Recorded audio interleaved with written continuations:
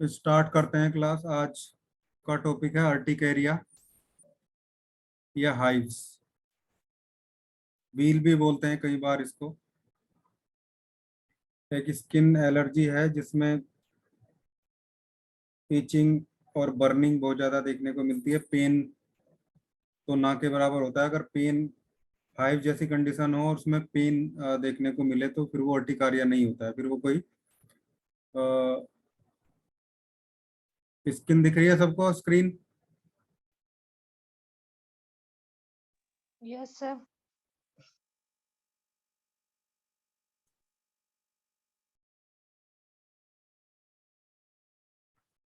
तो अगर pen associate रहे इसके साथ में तो फिर ये समझ के चलिए कि अर्टिकेरिया नहीं है, फिर कोई स्पेसिफिक टाइप का कोई इन्फ्लामेशन वहां पे हो सकता है। इसके क्लासिफिकेशन की बात करें तो अर्टिकेरिया को हम दो तरीके से क्लासिफाई कर सकते हैं। अक्यूट अर्टिकेरिया और क्रोनिक अर्टिकेरिया। एक्यूट अर्टिकेरिया वो है जो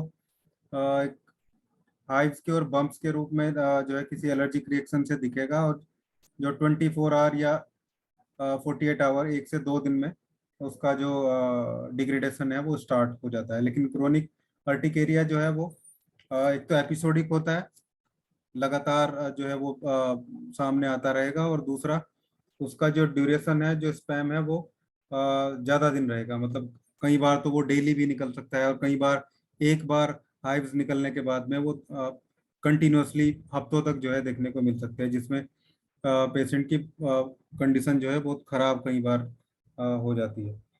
ब्लड प्रेशर भी इसमें कई बार बहुत लो चला जाता है। इतना लो ब्लड प्रेशर चला जाता है कि पेशेंट बहुत ज़्यादा डरने लगता है, घबराने लगता है, चिल्लाने लगता है। ठीक है। एनाफिलेटिक जो अटैक है उसकी कंडीशन में, शोक जैसी कंडीशन में वो चला जाता है, जो देखने से लगता है कि कोई बहुत बड़ी, बहुत खतरनाक बीमारी से ग्रसित हो गया, लेकिन एक्चुअली ये देखा जाए तो वो अर्टिकेरिया के ही, क्रोनिक अर्टिकेरिया के ही सारे जो सिम्टम है वो होते हैं उसमें। और इसके कोड बहुत सारे हो सकते हैं फिर, लेकिन उससे पहले हम समझे कि ये एक्चुअली इसका पैथोजेनेसिस क्या है, और या पैथोफिजियोलॉजी क्या है, कैसे ये जो है प्रेजेंट होता है, किस तरीके से ये आता है। तो एक्चुअली तो कोई एलर्जन की वजह से ये बॉडी में देखने को मिलता है, जब कोई एलर्जन एंटर होता है। लेकिन होता कैसे अगर हम उसको समझे तो जैसे स्किन की लेयर हमने पढ़ी थी, स्किन की लेयर होती है, उसमें टिश्यूज होते हैं, सेल होती हैं। ठीक है। सेल्स के बीच में एक स्पेस होता है, इंटरस्टिशियल स्पेस जिसे हम बोलते हैं। तो उसमें बहुत सारे सब्सटेंसेस बाहर से आते रहते हैं, क्योंकि सबसे आउटर लेयर जो होती है वो कई सारी चीज़ों के लिए परमिएबल होती है। जैसे हम कोई ऑइंटमेंट लगाते हैं, क्रीम, ठीक है, या कोई केमिकल भी स्किन पे लग जाए तो उसके लिए भी परमिएबल है, मतलब वो भी अंदर जा सकता है उसमें। उसके अलावा भी वो बहुत सारी मेडिसिन हैं, या ऐसे बहुत सारे मीडियम है जो स्किन की आउटर लेयर से अंदर इंटरस्टिशियल फ्लूइड में जा सकते हैं। तो जो मैक्सिमम चीज़ें जिनको जो हमारी सेल है वो यूज कर सकती है, वो तो यूज हो जाएंगे। यूज होने के बाद किसी दूसरे सब्सटेंस में कन्वर्ट हो जाएंगे। मान लो वो कोई मेडिसिन है तो उसको जो इफेक्ट दिखाना है वो इफेक्ट दिखाएगी, या फिर वो कोई ऑइंटमेंट है तो वो अपना इफेक्ट दिखाएगा। लेकिन अगर कोई सब्सटेंस ऐसा है जिसको हमारी स्किन की सेल यूज नहीं कर पा रही है, वो स्किन इंटरस्टिशियल फ्लूइड में जो है एक्यूमुलेट होना स्टार्ट हो जाएगा। और जब इंटरस्टिशियल फ्लूइड में वो एक्यूमुलेट होगा तो उसके खिलाफ जो है एक तरीके से हमारी स्किन जो है एंटीबॉडी वहां पे क्रिएट कर देती है। ठीक है। यानी कि जो एक्यूमुलेट हो रहा है, जिसको स्किन यूज नहीं कर पा रही है, उसको हम एंटीजन के तरीके से देख सकते हैं। और फिर उसके अगेंस्ट में जो हमारा जो इम्यून सिस्टम है, वो जो डिफेंस सिस्टम क्रिएट करता है, एक एंटीबॉडी बना देता है, ताकि वो सब्सटेंस जो है उसको सेल ने यूज नहीं किया तो उसको इंट्रूडर मानता है, मतलब ऐसा कंपोनेंट मानता है जो कहीं ना कहीं बाहर से घुसपैठिया जिस तरीके से आप बोल सकते हैं। तो उसके खिलाफ जो है एक एंटीबॉडी बनेगी, आईजी एंटीबॉडी जो है वो बनती है। और इसके बाद जब सेकंड एक्सपोजर होता है कभी भी उसका, मान लो जो सब्सटेंस था वो कोई भी हो सकता है, मान लो वो पोलन था कोई, ठीक है, पोलन या धूल का कण थे, या किसी प्लांट की जो पोलन था। कई बार बहुत बहुत सारे लोगों को किसी प्लांट के कांटेक्ट में आने से भी ये अर्टिकेरिया जो है देखने को मिलता है। तो जब जब सेकंड एक्सपोजर होता है किसी उसका अगेन, मतलब एक बार वो स्किन में है, उसका इंटरस्टिशियल फ्लूइड में एक्यूमुलेट हो गया, फिर उसके खिलाफ एंटीबॉडी बन गई, फिर वो जब दोबारा बॉडी में आएगा तो क्या होगा, फिर एंटीबॉडी मतलब एक तरीके से जो इम्यूनिटी है, इम्यूनिटी उस पर अटैक करने की कोशिश करेगी। क्या होगा, वो अटैच हो जाएगा पहले तो जो हमारी मास्ट सेल होती है स्क्रीन में, MAST मास्ट सेल के साथ अटैच होगा वो, ठीक है, जो हमारी एंटीबॉडी है। और फिर जो है वो ब्लड वेसल की जो हमारी ब्लड वेसल है उनमें जो वेसोफिल्स होती हैं उनके साथ अटैच हो जाएगी। अब जैसे ही ये काम होगा, इस काम के होने के बाद ही सारी जो प्रक्रिया है वो शुरू होती है अर्टिकेरिया की। ब्लड वेसल डायलेट हो जाएंगी, ब्लड वेसल डायलेट होंगी तो वो ज़्यादा परमिएबल हो जाएंगी, मतलब जो ब्लड वेसल है उनका साइज बढ़ जाएगा। आप देख भी रहे हैं यहाँ पे स्क्रीन पे, देखिए आप, ये जो ब्लड वेसल्स हैं इनका साइज कम है, लेकिन जो इधर जो हाइट वाला एरिया है, अर्टिकेरिया वाला जो एरिया है, उसमें आप देखिए ब्लड वेसल बहुत छोटी हो गई, बहुत बड़ी हो गई। ब्लड वेसल जो है बड़ी हो जाएंगी, तो उससे क्या होगा, उससे जो वहाँ पे रेडनेस आ जाएगी, मतलब जो है रेड कलर का वहाँ पे स्पॉट आपको देखने को मिलेगा। इंटरस्टिशियल फ्लूइड जो है वहाँ पे एक्यूमुलेट हो जाएगा।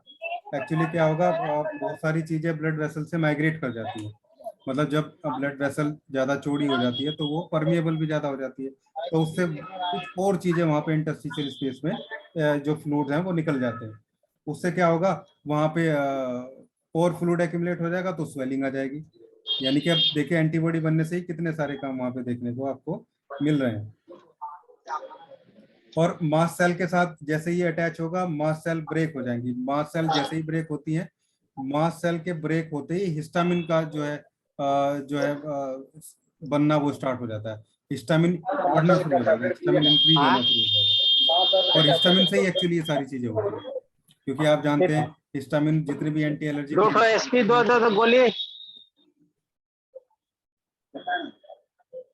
2 SP गोली दे दो, 20 रुपए। माइक ऑफ कीजिए। 20 रुपए।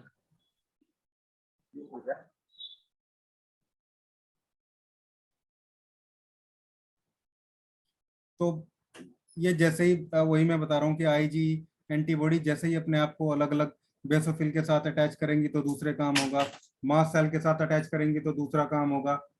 मास्ट सेल के साथ अटैच होने से हिस्टामिन का रिलीज हो रहा है, उससे ब्लड वेसल डायलेट हो रही है, ब्लड वेसल डायलेट होने से फिर वहां पे स्वेलिंग देखने को मिल रही है, ठीक है। और जो ये रेडनेस है वहां पे वो देखने को मिलेगी, प्लाज्मा एक्यूमुलेट हो रहा है, प्लाज्मा एक्यूमुलेट होने से प्लाज्मा के साथ कुछ न्यूट्रोफिल्स भी वहां पे माइग्रेट कर जाती है। अब न्यूट्रोफिल्स माइग्रेट होंगी तो न्यूट्रोफिल्स क्या है, न्यूट्रोफिल एक ऐसे पुलिसमैन की तरह होती है जिसके पास गन्स भी होती है। अब न्यूट्रोफिल्स कहीं पे जाएंगी तो वो किल करने के लिए हमेशा तैयार रहेंगी। अब वहाँ किल करेंगी किसे, वहाँ कोई बैक्टीरिया या कोई वायरस जैसी चीज तो है नहीं, ठीक है। तो न्यूट्रोफिल्स वहाँ पे एक्शन तो अपना पूरा करेंगी। अब जब एक्शन पूरा करेंगे तो उससे क्या होगा, वहां पे फिर ईचिंग जो है वो डेवलप होगी। तो इस तरीके से अलग अलग चीजों से जो है न्यूट्रोफिल्स के अटैक करने से खुजली वहां पे होगी, ईचिंग होगी, ब्लड वेसल के डायलेट होने से रेडनेस देखने को मिलेगी, इंटरस्टिशियल फ्लूइड जो है उसका एक्यूमुलेशन होने से वहां पे जो है स्वेलिंग देखने को मिलेगी। तो इन सब के इस पूरे प्रोसेस को ही हम अर्टिकेरिया बोलते हैं, और ये सब हुआ आईजी एंटीबॉडी बनने से ही है, ठीक है। तो ये एक तरीके से बहुत हाइपर एक्टिविटी देखने को मिलती है, इसलिए इसको हाइपर सेंसिटिव रिएक्शन भी बोलते हैं। जो हाइव्स होते हैं, अर्टिकेरिया होता है, उसको हाइपर सेंसिटिव रिएक्शन भी बोला जाता है। और इसमें छोटे छोटे बम्प्स देखने को मिलते हैं, और जिस चीज से एलर्जी होती है, जिस चीज से रिएक्शन होता है, उसके कांटेक्ट में आने से एकदम वहां पे जो बम्प्स जो है बनने स्टार्ट हो जाते हैं, हाइव्स बनने स्टार्ट हो जाते हैं। उसका कारण यही है जो मैंने आपको बताया कि उस पर्टिकुलर कंपोनेंट के लिए वहां पे ऑलरेडी एंटीबॉडी बन चुकी है जो एक दूसरे को अपोज करती है फिर, ठीक है। एक दूसरे को अपोज करेंगे तो फिर वही काम होगा, हिस्टामिन रिलीज होगा, ब्लड वेसल डायलेट होंगी, न्यूट्रोफिल्स माइग्रेट करेंगी, तो स्वेलिंग होगी, इचिंग होगी, और रेडनेस वहां पे देखने को मिलेगी। फिर चाहे वो कोई ड्रग भी हो, किसी किसी को तो ड्रग से भी एलर्जी होती है, ठीक है, कोई मेडिसिन लेने से, किसी किसी किसी को स्पेसिफिक टाइप की मेडिसिन लेने से एलर्जी हो जाती है। तो और किसी को किसी प्लांट से हो सकती है, किसी को किसी फूड सब्सटेंस से हो सकती है, किसी को किसी क्रीम से हो सकती है। और एक चीज और है, जो अलग अलग टाइप की बहुत सारी जो क्रीम है उनको या बहुत सारे केमिकल लगाने से भी इसकी जो संभावना बढ़ जाती है अर्टिकेरिया की या हाइपर सेंसिटिविटी जो है होने की। क्योंकि जो चीज आप यूज कर रहे हैं, जो क्रीम्स वहां पे लगाई जा रही हैं, कोई जरूरी नहीं है कि उनके सभी केमिकल को हमारी सेल यूज करें। उनमें 100% कुछ केमिकल ऐसे जरूर रहते हैं जिनको हमारी सेल यूज नहीं कर पाती या यूज नहीं करेगी, या जिनकी रिक्वायरमेंट ही नहीं है। तो अगर वो ऐसे ही वहां पे इंटरस्टिशियल स्पेस में पड़ा रहेगा, वो बाहर नहीं निकल पाएगा किसी वजह से भी। हालांकि स्वेट भी, पसीना भी एक अच्छा जो है एक्सक्रेटरी फंक्शन होता है, जिसके साथ में बहुत सारी चीजें बाहर निकलती है। लेकिन अगर वो सब्सटेंस बाहर नहीं निकल पाएगा तो एक दिन वो जरूर हाइपर सेंसिटिव क्रिएट करेगा। तो ऐसे ऐसे ही कुछ उल्टी सीधी चीजें यूज करने से खासकर स्किन पे जो है बचना चाहिए। और कुछ लोगों को तो किसी मेटल से होती है, कई बार किसी को अंगूठी पहनने से हो जाती है, किसी स्पेसिफिक मेटल की चीज यूज करने से हो जाती है। और ऐसे लोगों को आप देखेंगे जिस टाइम हाइपर सेंसिटिव रिएक्शन हो रहा है, उनके हाथ पे अगर उंगली से आप कुछ लिख भी देंगे तो वो एज इट इज लिखा जाएगा जैसे पेन से लिखा हो। इतना सेंसिटिव स्किन वहां पे हो जाती है। किसी को जो है बैंगल वगैरह, चूड़ी वगैरह पहनने से भी जो है वहां पे टाइटनेस है। किसी किसी को तो बहुत टाइट बैंड किसी ने बांध लिया उस पर्टिकुलर जगह पे, तो वहां से भी वो एलर्जी क्रिएट हो जाती है। किसी को स्पेसिफिक जगह पे होती है, किसी को पूरे बॉडी पे ये देखने को मिलता है। तो ये बहुत कई बार अगर एक्यूट है तो बहुत प्रॉब्लम में, क्योंकि ईचिंग बहुत ज्यादा होती है, बर्निंग बहुत ज्यादा होती है। और जब क्रोनिक होता है तो क्रोनिक कंडीशन में बहुत बुरी स्थिति में कई बार पेशेंट अर्टिकेरिया में आ जाता है। हमारे पास इसका बहुत अच्छा ट्रीटमेंट है इलेक्ट्रोहोम्योपैथी में। कुछ लोगों को मैंने बताया भी है, कुछ बहुत सारे लोगों ने रिजल्ट भी लिए हैं। और इसमें एक वीक के अंदर ही इतना रिजल्ट आ जाता है कि उसके एपिसोड कम हो जाते हैं। अगर वो बार बार होने वाला है, हफ्ते में 2 बार, या कुछ कुछ लोगों को तो एक आध दिन छोड़ के ही होता रहता है, तो एक वीक से 10 दिन के अंदर ही जो एपिसोड है वो कम हो जाते हैं उसके। और जो सीवियरिटी है वो भी कम हो जाती है और बहुत जल्दी वहां पे रिलीफ होना स्टार्ट हो जाता है। लेकिन यहाँ पे सबसे बड़ी चीज ध्यान रखने की ये है कि आइडेंटिफाई किया जाए किस वजह से हाइपर सेंसिटिव रिएक्शन देखने को मिल रहा है, उस वजह का पता किया जाए, किस वजह से हिस्टामिन उसकी बॉडी में इतना ज्यादा रिलीज हो रहा है। उस सब्सटेंस से उस पेशेंट को जो है दूर रखने की कोशिश की जाए। क्योंकि जो अक्यूट अर्टिकेरिया है वो ऐसी चीजों से ही ज्यादा होता है। किसी को वायरल इन्फेक्शन से भी हो सकता है, बैक्टीरियल इन्फेक्शन से भी हो सकता है। और कई बार किसी को मिल्क से, एग से, पीनट से बहुत देखने को मिलता है हाइपर सेंसिटिव रिएक्शन। मूंगफली जो होती है, बहुत सारे लोगों को जो है रिएक्शन इनसे देखने को मिलती है। कुछ लोगों को मिल्क से भी देखने को मिलती है, किसी ड्रग से देखने को मिल सकती है, एंटीबायोटिक से बहुत होता है।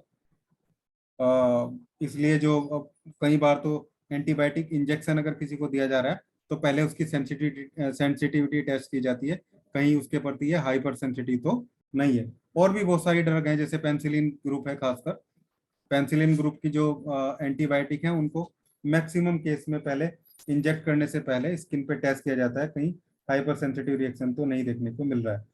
इसके अलावा सीवियर केस में जब ये क्रोनिक होता है तो एनाफिलेटिक शॉक भी इसमें देखने को मिलता है, जिसमें पेशेंट जो कोलैप्स होने की कंडीशन में चला जाता है। ब्लड प्रेशर बहुत ज्यादा लो हो जाता है। मतलब आप ये मान के चलिए 90/60 से भी कई बार बहुत नीचे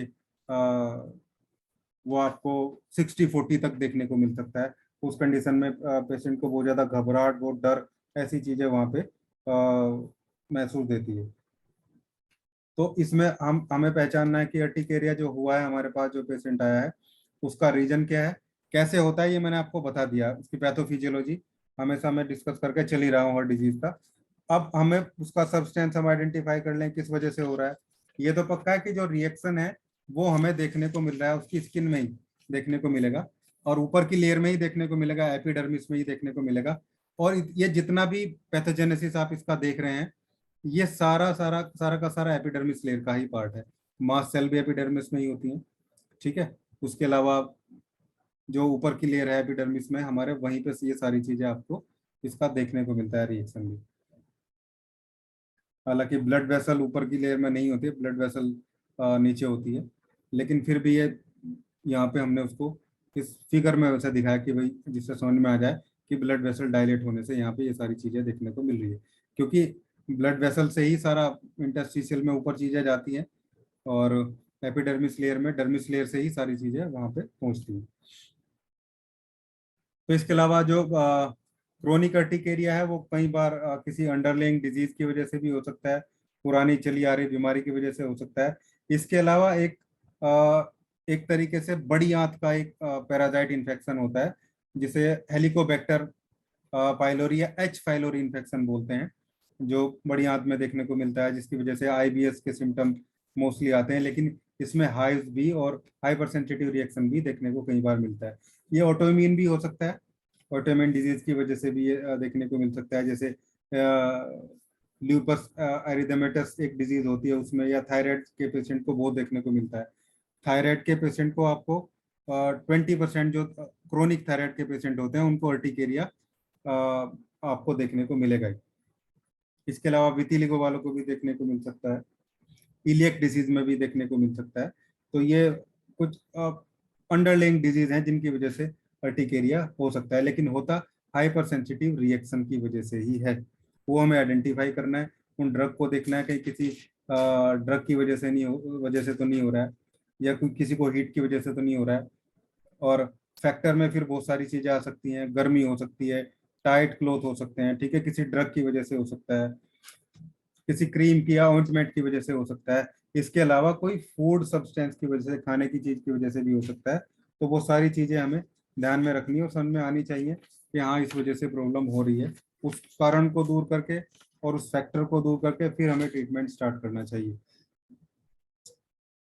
बाकी सिम्टम इसके सब सिंपल है, वही आप सब लोग जानते ही हैं, जिसमें बहुत बड़े बड़े हाइव्स, ठीक है, मतलब एक तरीके से दतोड़ी जिन्हें बोलते हैं हिंदी में, वो बड़ी बड़ी देखने को मिलेंगी, जिसमें पेन होगा, रेडनेस होगी, इचिंग होगी, इचिंग बहुत ज्यादा होगी, और कई बार एक तरीके से स्टिंगिंग टाइप की इचिंग होती है, मतलब जैसे कुछ सुई चुभने जैसी, कोई बाइटिंग जैसी, जैसे इंसेक्ट बाइट कर रहा हो, जैसे मच्छर काटता है उस टाइम की जो पर्टिकुलर उसी टाइम की जो इचिंग होती है, इस टाइप की इचिंग और बर्निंग वहां पे देखने को मिलती है। क्रोनिक में मैंने आपको बताया बीपी लो हो सकता है, एनाफिलेटिक अटैक भी देखने को मिल सकता है, शोक जिसे बोलते हैं। तो ये सारी चीजें ध्यान रखनी है। टेस्ट कराने के लिए इसमें एलिजा स्किन का टेस्ट ही होता है, उसमें टोटल आईजी वगैरह देख के हम जो आइडेंटिफाई करते हैं, और इयोसिनोफिल काउंट्स भी इसमें हाई रहती है, टोटल जो ये इयोसिनोफिल काउंट है उसका भी कई बार इसमें हम टेस्ट में, ब्लड टेस्ट में इसका पता करते हैं कि भाई ये चीजें इसमें, क्योंकि ये सब हाइपर सेंसिटिव, कहीं ना कहीं हमें इम्यूनिटी को ही देखना है, और जो एंटीबॉडी है आईजी उनको ही हमें इसमें चेक करना होता है। अब अगर हम इसके ट्रीटमेंट की बात करें तो ट्रीटमेंट भी मैं स्क्रीन पे लिख देता हूँ।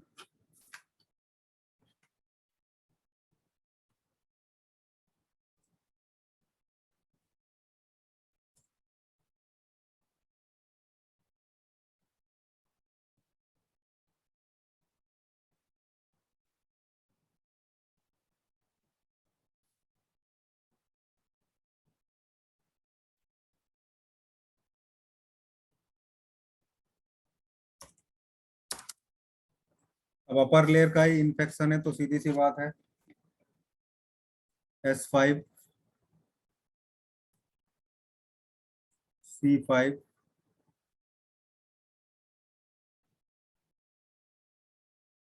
ब्लड वेसल की बात है तो A3 का यूज आपको जरूर करना है, A3 के बिना नहीं होगा। सुपरफिशियली लेयर की जो प्रॉब्लम है, बम्प्स हैं, हाइव्स हैं, उसके लिए हमने S5 C5 A3 हमने यूज कर लिया है। और जब इम्यूनिटी की बात आएगी, लिम्फ की बात आएगी, प्लाज्मा की बात आएगी, क्योंकि जो फूड एक्यूमुलेट होता है वहां पे ब्लड वेसल डायलेट होने से, वो मोस्टली तो प्लाज्मा ही होता है, उसमें लिम्फ भी होता है, तो वहां पे L1 के बिना नहीं होगा। फिर इलेक्ट्रिसिटी कौन सी लेनी है, इलेक्ट्रिसिटी सबसे सुटेबल इसमें रहती है, क्योंकि बर्निंग सेंसेशन है, इचिंग है, बी इलेक्ट्रिसिटी रहेगी। वाई भी यूज कर सकते हैं आप, लेकिन ये तो रहेगा ही। इसको आपको मैं तो हमेशा 200 से स्टार्ट करता हूँ फर्स्ट वीक के लिए। फॉर फर्स्ट वीक, फिर नीचे रिड्यूस करते जाएं। क्रोनिक है तो फिर कई महीने चलेगा, तो एक महीना 30, एक महीना 10, एक महीना 8, फिर 6, फिर 5 तक चीजें 5 से 6 महीने में क्रोनिक जो है वहां पे बैलेंस हो जाता है चीजें। इस तरीके से आप इसको डाइल्यूट करके धीरे धीरे, एपिसोडिक चीजें वो हमें कम करनी है, लेकिन साथ में अ, अब एलर्जन पे भी तो काम करना है ना। S10, वर्बन,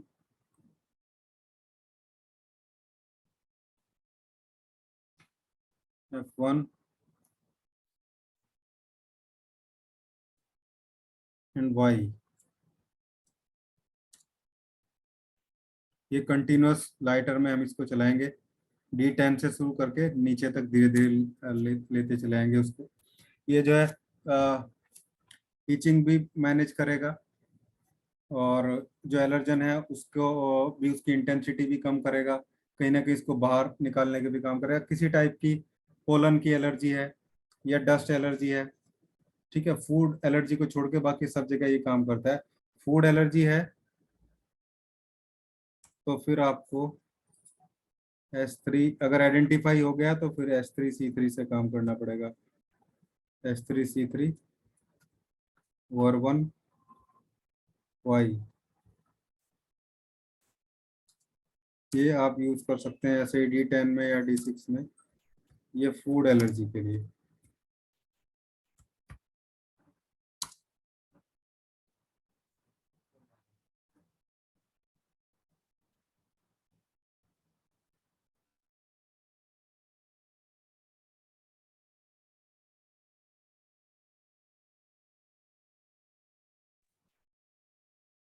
तो ये देखेंगे, वैसे मोस्टली जो केस में फूड एलर्जी कम केसेस में देखने को मिलती है, ज़्यादातर ये देखने को मिलती है। इसके अलावा क्योंकि बर्निंग इचिंग कई बार बहुत बुरी स्थिति में चली जाती है, तो इसमें हम एक काम और कर सकते हैं। BE, ब्लू इलेक्ट्रिसिटी, D3 के 20 ड्रॉप्स 100 ml डिस्टिल वाटर में ऐड करके और इसका स्प्रे किया जा सकता है। इससे काफ़ी राहत मिलेगी वहाँ पे, इचिंग में भी, बर्निंग सेंसेशन में भी, और पूरी बॉडी की प्रॉब्लम है तो आप इसका बाथ भी दे सकते हैं।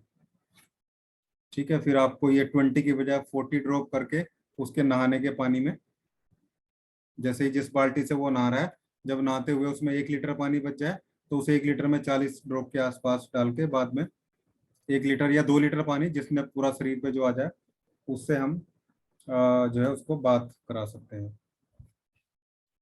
ये तो हुआ। इसके अलावा A2,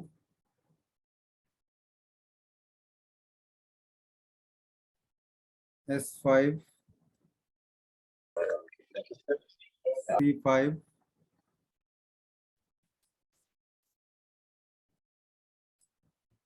Ver2,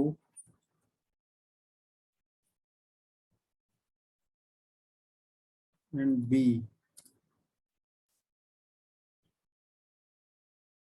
या WE, दोनों भी कर सकते हैं। D4 बहुत बड़े एरिया में नहीं, मतलब पूरी बॉडी में नहीं है, तो आप कोकोनट ऑयल में इसको अप्लाई कराएंगे वहां पे उस पर्टिकुलर एरिया में। एक्सटर्नल एप्लीकेशन तुरंत राहत देने वाली चीजें होती हैं, और क्योंकि ये स्किन के थ्रू कहीं ना कहीं इंटरस्टिशियल स्पेस में जाके भी चीज़ों को मैनेज करने का काम करती हैं, और ये जो बीमारी है काफ़ी हद तक ट्रीटेबल है, ठीक होने वाली है। ठीक है, ऑटो इम्यून डिजीज है या फिर हेरिडिटरी कहीं पे चली आ रही है, तो आप जो है इसमें वैन 1 का यूज भी करेंगे। वैन 1 को 200 में वीकली आप देंगे। किसी ऑटोइम्यून डिजीज के कारण है ठीक है, या फिर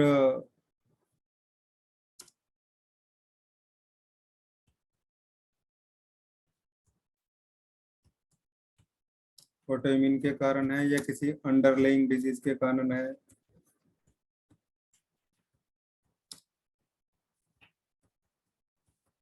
ठीक है, और क्रोनिक में तो आप चलाओ ही से, क्रोनिक अर्टिकेरिया है तो उसमें आप इसको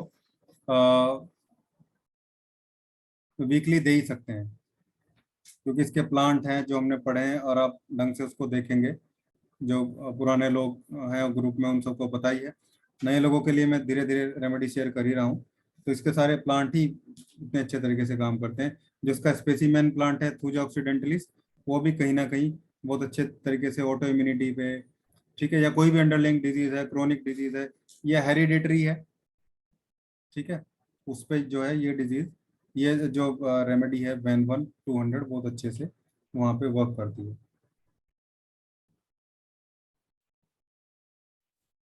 ऐसे हम इसको यूज करेंगे।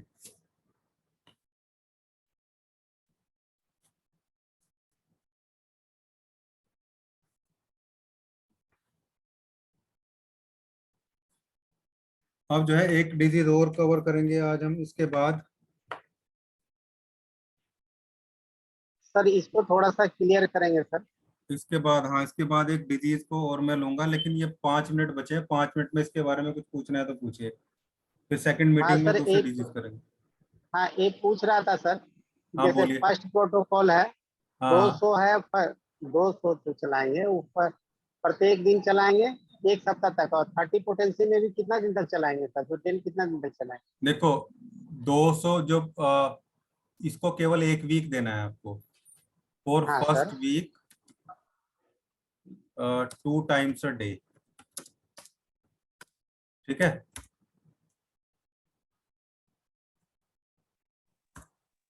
200 को आपको दिन में 2 बार देना है 1 वीक तक। ठीक है सर। उसके बाद जो ये सारे मैंने बताए ये सब टीडीएस चलेंगे दिन में 3 बार।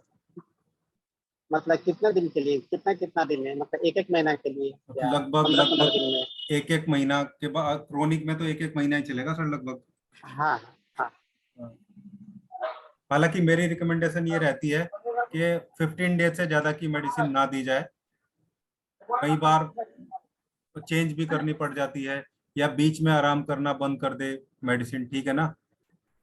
कहीं ना कहीं जैसे आप देख रहे हैं, या मान लो हमने कोई गाड़ी हम चला रहे हैं, एक एग्जांपल दे रहा हूँ बस आपको, वो आपने थर्ड गियर में डाल दी, थर्ड गियर में एक उसका अपना एक मैकेनिज्म होता है, ठीक है, उस पर्टिकुलर स्पीड पे वो सही चलती रहेगी, उससे कम होगी तो दिक्कत आएगी, ज्यादा होगी तो दिक्कत आएगी। तो एक बॉडी की एक्सेप्टेंस होती है, या फिर मैं बोलूँ होम्योस्टेसिस की जो कंडीशन होती है, एक डायल्यूशन का जब काम पूरा हो जाता है तो हमें वो चेंज करना पड़ता है। तो 1 मंथ की मेडिसिन देना मैं बिल्कुल भी सही नहीं समझता हूँ। 15 दिन मैक्सिमम आप दीजिए, किसी को भी दे रहे हैं, 15 दिन के बाद देखिए वो वही रखनी है या रिपीट चेंज करनी है या रिपीट करनी है। कई बार क्या होता है, 1 महीने की मेडिसिन दे दी, 8-10 दिन आराम हुआ, 12 दिन आराम हुआ, फिर फोन आता है जी 12 दिन 15 दिन के बाद आराम नहीं हो रहा है। अब आप वो मेडिसिन उससे वापस मंगाएंगे तो गड़बड़, ठीक है, डीफेम होती है अपनी। और वो मेडिसिन छोड़ के नहीं देंगे तो वो सोचेगा पहले ही इसने मेरे से इतने पैसे ले लिए, अब दोबारा फिर पैसे देने। और 15 दिन की चीजें बहुत अच्छे से एडजस्ट होती हैं, खासकर जो नए लोग हैं उनको तो बहुत ध्यान रखना है। 8 दिन, 10 दिन, 12 दिन, बस इससे ज्यादा नहीं।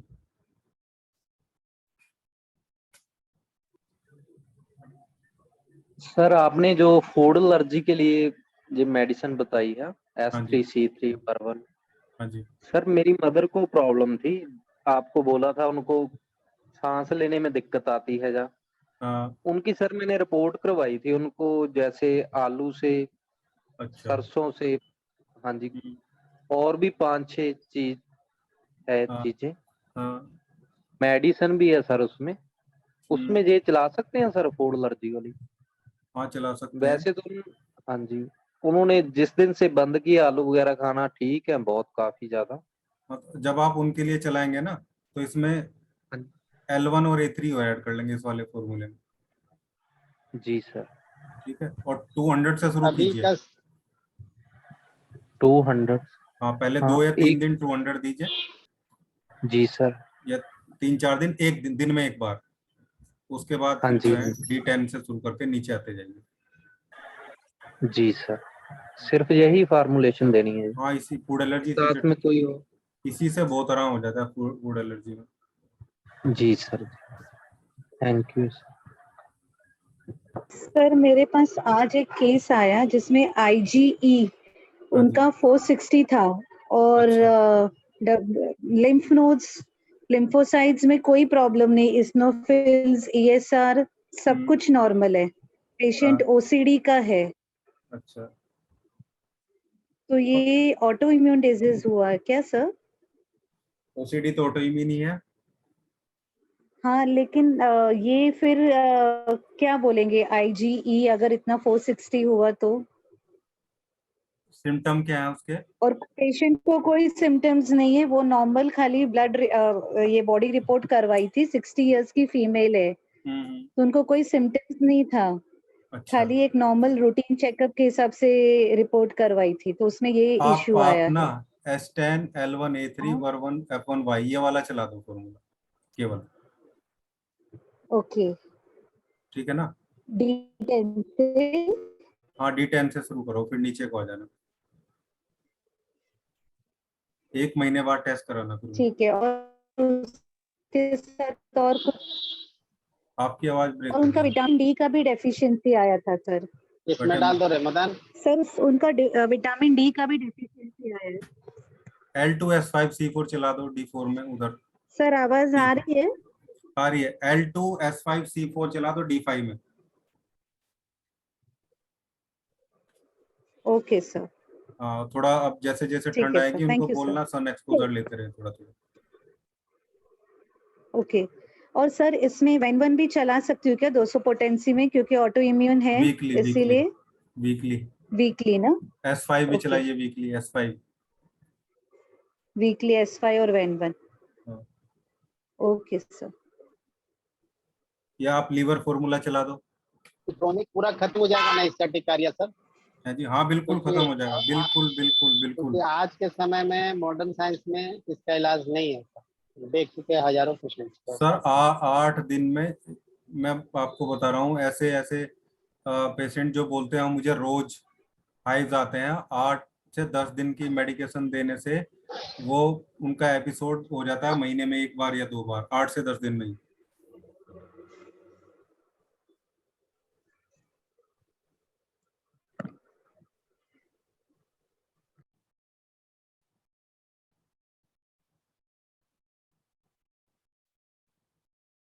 सर ये जो मैंने पेशेंट बोला उसमें F1 की भी जरूरत है क्या हायर पोटेंसी में? नहीं, F1 रहने देना। S10 L1A3 R1Y। Okay sir, मैंने आपसे एक बार टिनेटिस का पेशेंट के लिए पूछा था ना, हम्म। लॉक जॉ का जो था, मैंने हाँ। उसमें पेन कंप्रेस दिया था, RE वाला और YE वाला दोनों ऑल्टरनेट करने आपने बोला था। हाँ जी। 3 दिन में 80% रिजल्ट है सर, उसमें 80% माउथ ओपन हो गया है।